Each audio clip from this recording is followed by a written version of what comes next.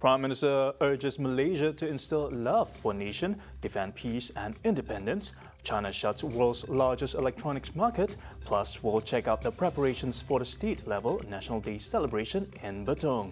Those are the headlines for tonight. Good evening, everyone. You're with me, Douglas Elliott, and this is TVS Nightline.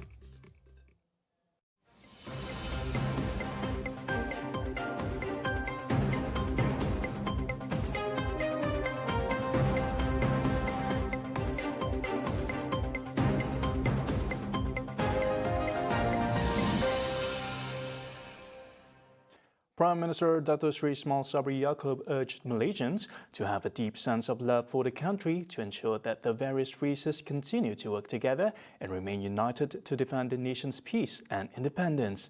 In his address in conjunction with the National Day celebration tomorrow, the Prime Minister said this was the key in efforts towards developing Malaysia and safeguarding its sovereignty. Itulah antara amanat pahlawan Mak Kilau yang boleh dijadikan sebagai azimat. Keluarga Malaysia yang saya kasihi, semangat seperti ini perlu digilap kepada generasi baru supaya mengenal sejarah pahlawan negara di samping menyedarkan pemimpin bangsa ke arah landasan yang betul menurut tuntutan dan ajaran agama. Semangat dan perjuangan yang telah wujud sejak dulu terus mengalir dan diterjemahkan dalam rundingan kemerdekaan pada tahun 1956 di kota London.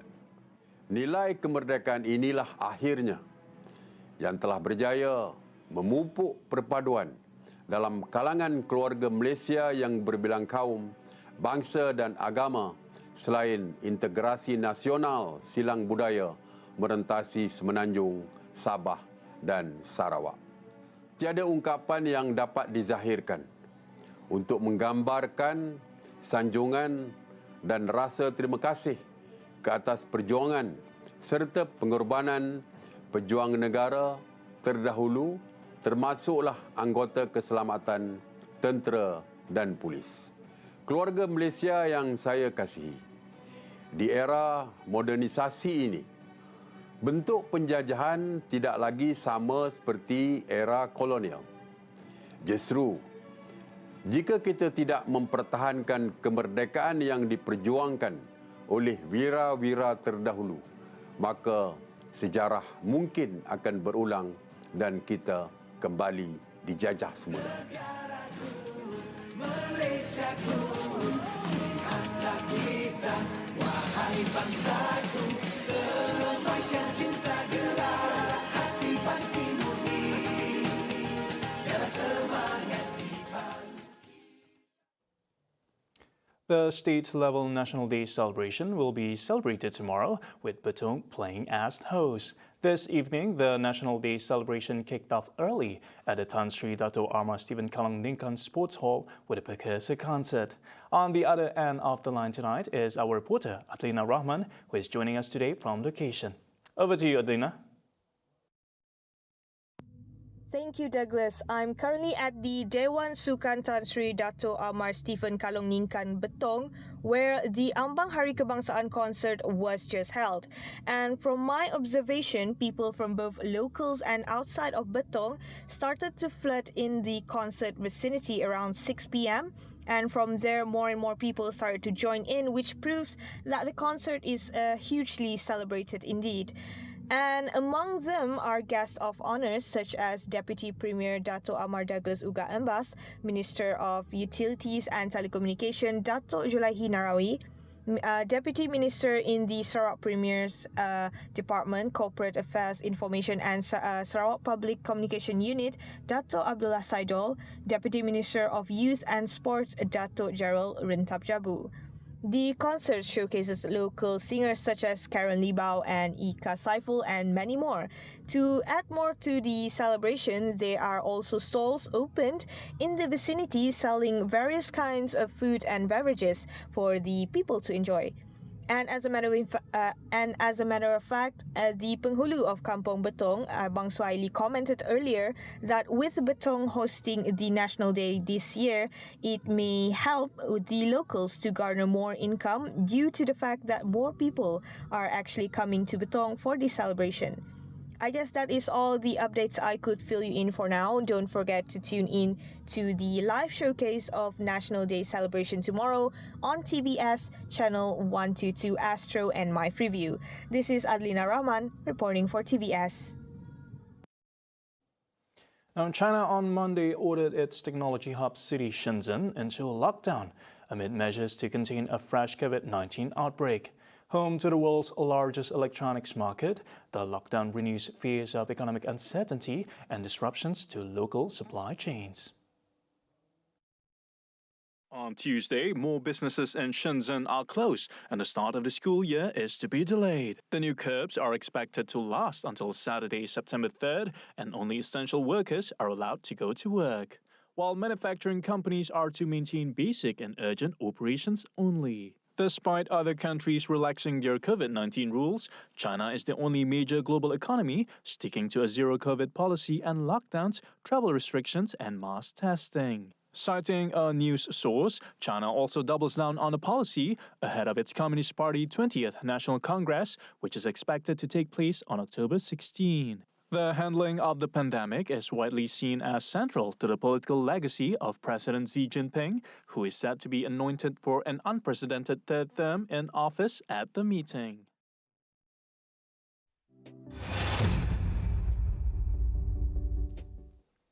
Sarawak will be hosting the Global Muslim Business Forum 2022 from October 19 to 20th at the Borneo Convention Center, Kuching. Theme: The Rise of the Global Islamic Economy, Recovering in the Post-Pandemic Era. The forum sets to create stronger collaboration and partnership among Muslims and the wider community to refocus their role in adopting sustainable development and green practices. The event is expected to see more than 1,300 participants from across the regions who will attend either physically or virtually to explore and establish strategic alliances with Sarawak. The forum aims to promote dialogue and discourse on the global economy while encouraging multi-stakeholders collaboration between governments, businesses, and civil society. Head of state, leaders, and key business figures from the Muslim countries are invited to share their insight on the global Islamic economy in the post-pandemic era. Some of the leaders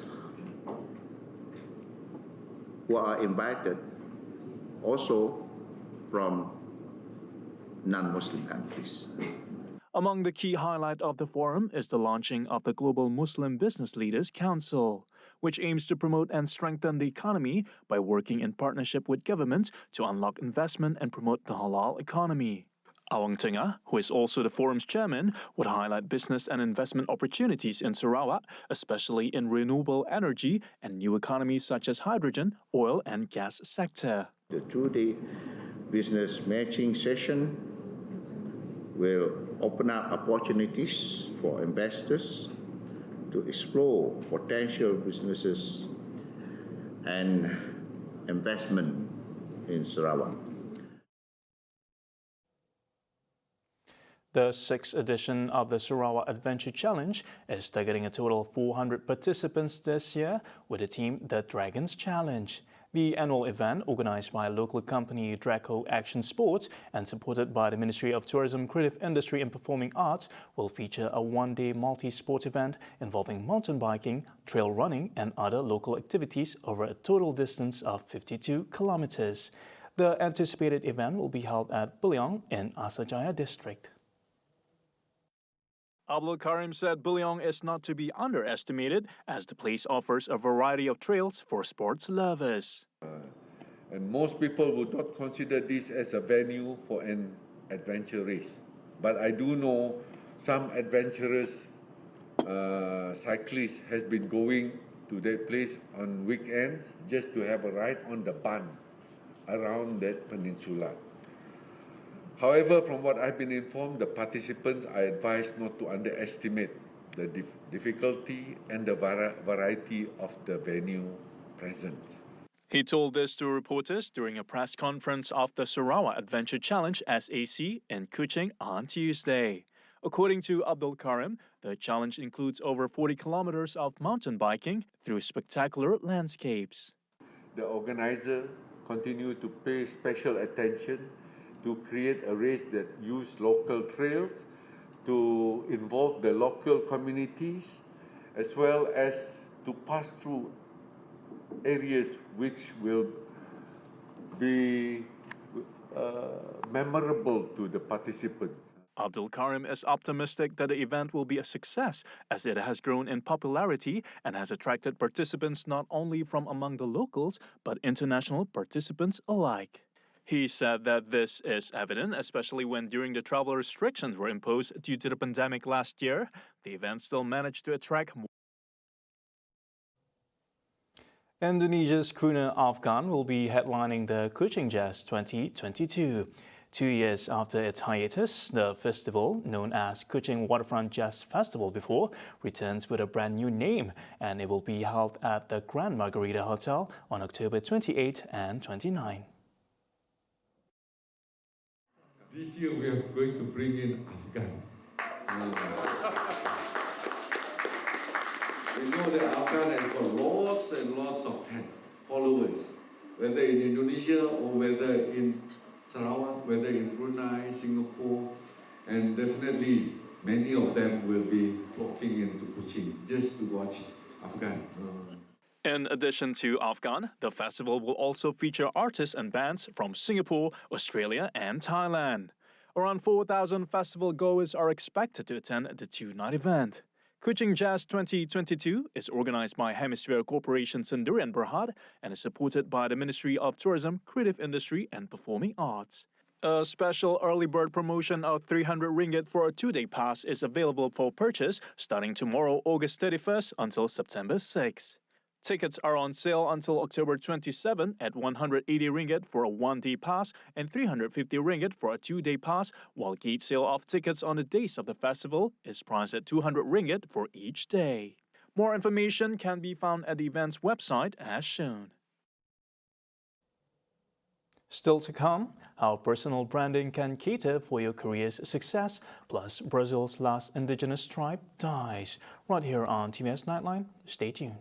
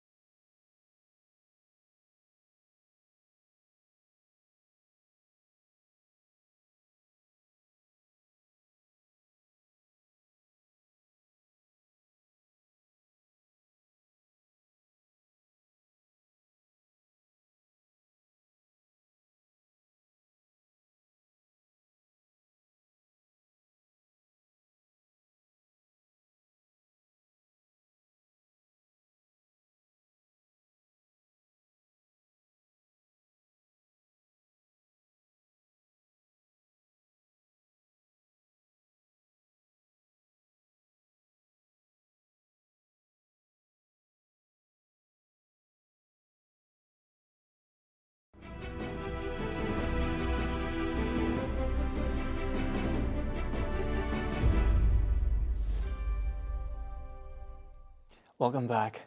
Graduation is an exciting time for students as they look forward to starting their lives past college.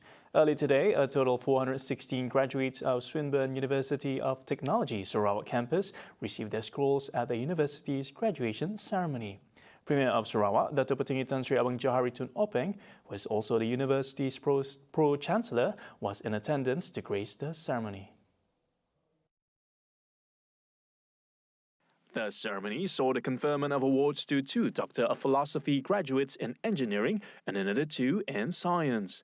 Awards were also presented to 2 graduates from the Master of Business Administration and 1 graduate each from the Master of Construction Management and Master of Business. For undergraduate degrees, awards were presented to 207 graduates in the field of business, 139 in engineering, 19 in design, 11 in information and communication technology, 24 in computer science, and 6 in biotechnology. Meanwhile, 2 graduates of the Diploma of Business Management also received their scrolls. The attending graduates were from various countries, including Malaysia, Indonesia, Sri Lanka, China, Egypt, Nigeria, Pakistan, and Zimbabwe. The graduation ceremony, which took place at Borneo Convention Center, Kuching, saw the conferment of awards to the graduating classes of 2020 and 2021.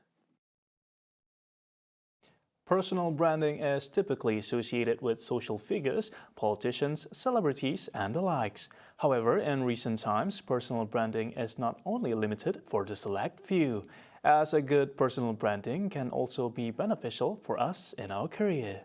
At Tun Abdul Razak Broadcasting and Information Institute, or IPPTAR, the course can be taken for free. Established in 1971, IPPTAR was initially set up to train staff of Malaysia's Department of Information, including government-related agencies involved in broadcast and information. Di mana visi IPTAR merupakan untuk melahirkan pengamal media yang berprofesional, yang berkompeten. Ini merupakan fungsi utama IPTAR memberi khusus untuk meningkatkan tahap ilmu atau pengetahuan dan skill berkaitan dengan penyiaran maupun TV, radio, berita, sosial media dan dari segi komunikasi strategik. However, since 2008, IPPTAR's role was expanded after it became one of the departments under the Ministry of Communications and Multimedia, Malaysia.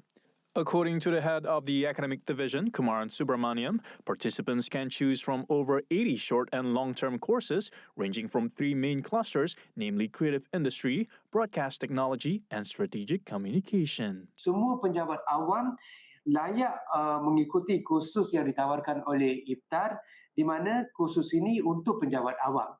Dan tahun ini, mulai tahun 2022, kita memberi peluang kepada semua warga industri kreatif, industri players turut menyertai kursus-kursus yang berkaitan seperti kursus karakter makeup, kursus berkaitan dengan wardrobe, kursus berkaitan dengan technical, SCP, audio dan sebagainya. Yang ini tujuan utama ialah atas aspirasi keluarga Malaysia di mana kita melestarikan industri kreatif negara. Atas tujuan itu, kita memberi kursus kepada pakar dalam industri supaya mereka relevan kepada arus semasa. In addition, IPPTAR also offers a self-development program through the continuing mentoring education course, which exposes participants to various related topics. Mulai tahun 2022, IPTAR juga membuka satu kursus ataupun very short kursus kepada publik untuk orang awam. Itu kita dipanggil sebagai CME, Continue Mentoring Education. Setiap hari Jumaat kita akan buat secara online. Selama ini setiap Jumaat kita akan dapat lebih kurang 500 orang untuk mengikuti kursus pendek ini, di mana ia menekankan aspek-aspek seperti perancangan kewangan, keluarga, dari segi motivasi, tekanan dan sebagainya. Courses can be completed within 3 days for short-term courses and up to a month for long-term courses, with a minimal fee of only 30 ringgit for physical session and free for online session. Those interested can head over to IPPTAR's website as shown.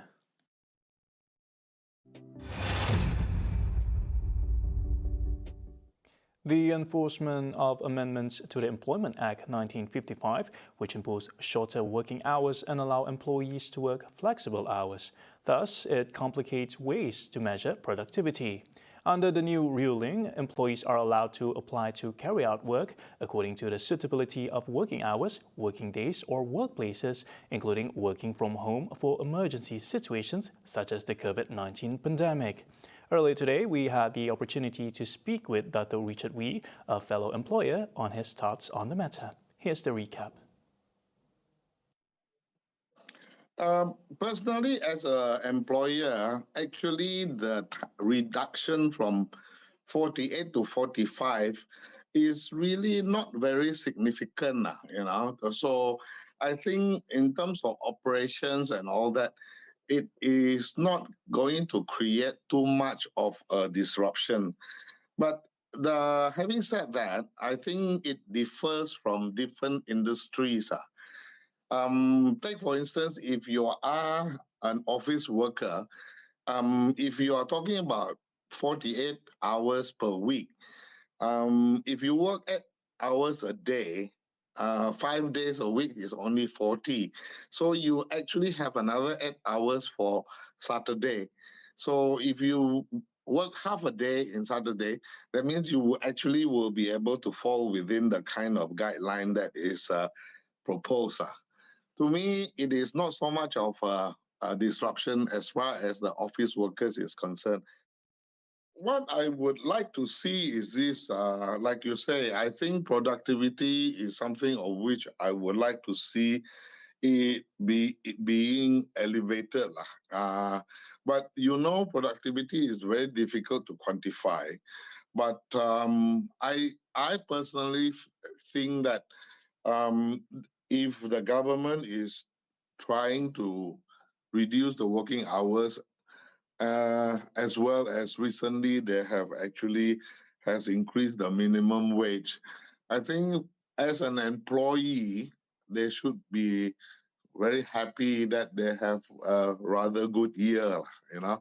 But from the employer's point of view, they will probably have to make the adjustment and see what would they what can they do to try to ensure that with all this salary minimum wage adjustment as well as the working time being reduced, what are the productivity that they can try to extract from the point of view of the employees? Maybe they would need, like you say, on the improve on their ordering system, on their platform of all the software, and also ensure that all the other ordering system are more systematic through the computer software and all their packages that they have, and maybe hopefully by so doing able to try to um, reduce the head count, Adding to that, he said that in order to boost productivity, employees should be encouraged to take some time off work if necessary. I personally am quite sympathetic with all the other workers from the employees' point of view. I would like them. In fact, in my company, I encourage my staff to take leave. If they can. I do not want them to their leave to be forfeited. But on the other hand, all these must be able to try to improve the kind of productivity if we were to encourage either they have more time to really recharge themselves, have a good rest, and a shorter working hours, that they may be able to have more time with their family and all that. But having said that, I think productivity is the key word. The amendments to the Employment Act, which will see weekly working hours reduced from 48 to 45 hours, effective from January 1st next year, are to safeguard the welfare of workers in line with the International Labour Organization Convention.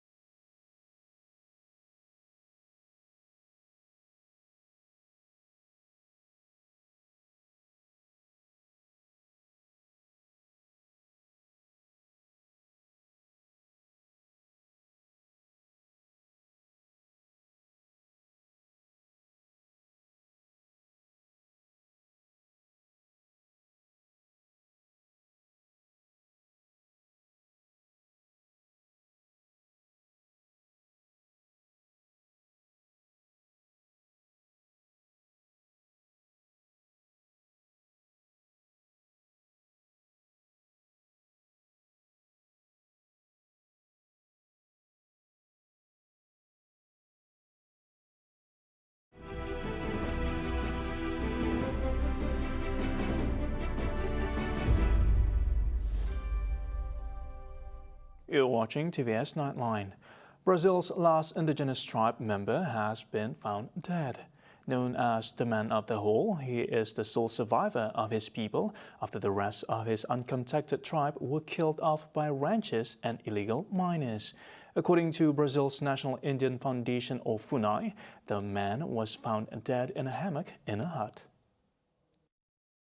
Citing an international news provider, authorities ruled out his death as natural, as there were no signs of violence or struggle, nor evidence of the presence of anyone else in his home.